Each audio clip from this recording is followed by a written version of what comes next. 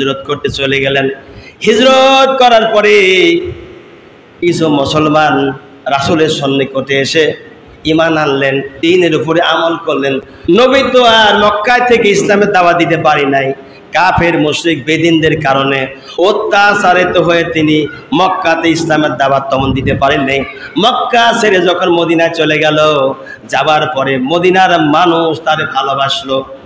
নিজের দেশের লোক ভালোবাসি নাই, রসুলকে ভালোবাসছে মদিনার মানুষ।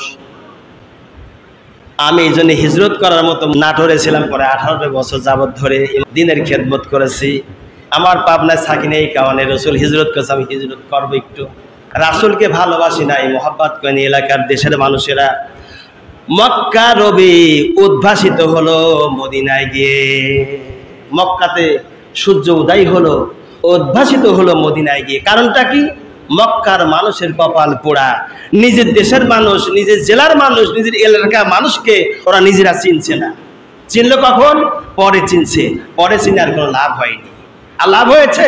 কোনো লাভ হয়নি।